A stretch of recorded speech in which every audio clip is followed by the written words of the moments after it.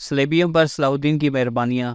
آخر ربیع الاول 583 ہجری کے چہار شنبہ کے روز سلطان نے عکا کی طرف کوچ کیا۔ یہ مشہور بندرگاہ جو تاجروں اور سوداگروں سے بھری ہوئی تھی، جس نے بقول مورخ مچاؤ کے پچھلے زمانے میں مغرب کی نہایت طاقتور فوجوں کے حملوں کا 3 برس تک مقابلہ کیا تھا، 2 روز بھی سلطان کے مقابلے میں نہ ٹھہر سکی۔ سلطان نے اہل شہر کو امان اور آزادی دی کہ اپنے سب سے قیمتی اسباب جو لے جا سکیں لے کر وہاں سے چلے جائیں۔ جمعہ کے روز سلطان شہر میں داخل ہوا اور قاضی فاضل بھی اس موقع پر مصر سے آ گئے اور سب سے پہلے نماز جمعہ ساحل کے علاقے عکا میں پڑھی گئی۔ اس کے بعد نابلس، حیفا، کیساریہ، صفوریہ، ناصرہ یہ بعد دیگرے بہت جلد بغیر کسی مزاحمت کے فتح کر لیے گئے، اور اس سلسلہ فتوحات میں تمام ساحل کو چند ہی ماہ میں سلطانی افواج نے مسخر کر لیا۔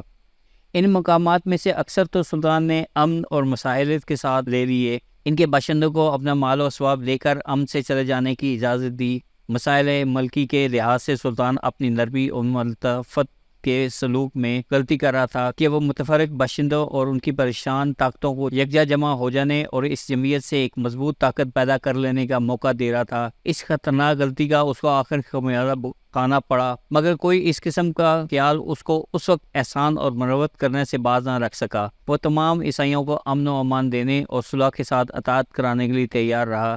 بعض مقامات کے لوگ اس سے مقابلہ کرنے پر تیار ہوئے، مگر ان کو بھی امان دینے کے لیے جب وہ امان مانگے وہ ہر وقت آمادہ و تیار تھا۔ مثلاً اسکلان کے لوگوں نے، جو ایک نہایت مضبوط اور ساتھ ہی نہایت مفید مقام تھا، کیونکہ مصر کے ساتھ براہ راست آمد و رفت کے تعلقات قائم کرنے کا ایک محفوظ اور کارآمد ذریعہ تھا، مقابلہ کیا، اور جب سلطانی فوج نے قلعہ کو توڑ کر شگاف کر ڈالا اور سلطان نے باشندوں کو اس وقت بھی امن قبول کرنے کے لیے کہا تو انہوں نے انکار کیا اور مقابلہ کے ارادہ کو نہ چھوڑا۔ لیکن گوئی بادشاہ یروشلم نے، جو سلطان کی قید میں سلطان کے ہمراہ تھا، اہل اسکلان کو سمجھایا کہ تم اپنے بچاؤ کی بے فائدہ کوششوں میں اپنے اہل و عیال کی جانوں کو خطرہ میں نہ ڈالو۔ اس پر انہوں نے سلطان کے پاس آ کر صلح اور امن کی درخواست کی، اور سلطان نے بقول مچاڑ ان کی شجاعت کی داد دینے میں جو شرائط انہوں نے پیش کی منظور کر لی، اور اپنے بادشاہ کی نسبت ان کی محبت کے خیالات سے متاثر ہو کر بادشاہ کو 1 سال کے اختتام پر آزاد کر دینے کے لیے رضامند ہو گیا۔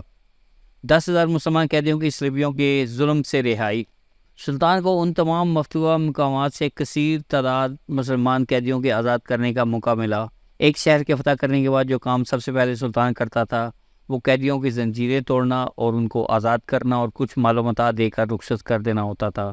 اس سال میں سلطان نے 10,000 سے زیادہ مسلمان قیدی آزاد کیے جو مختلف مقامات میں عیسائیوں کی قید میں تھے۔ ساحل کے تمام ملک کے فتح ہو جانے پر صرف سور اور بیت المقدس عیسائیوں کے ہاتھ میں اور قابل فتح رہ گیا تھا، اور یہ سب کچھ بیت المقدس کے واسطے تھا جو کیا گیا تھا۔ یہ نور الدین مرحوم کی عمر بھر کی آرزو تھی، جس کے پورا نہ ہونے پر سلطان نے اس کو اپنی زندگی کا مقصد اور تمنا قرار دیا تھا، اور اسی ایک بڑے مدعا کو پیش نظر رکھ کر اپنے تمام کاموں کی علت ٹھہرایا تھا۔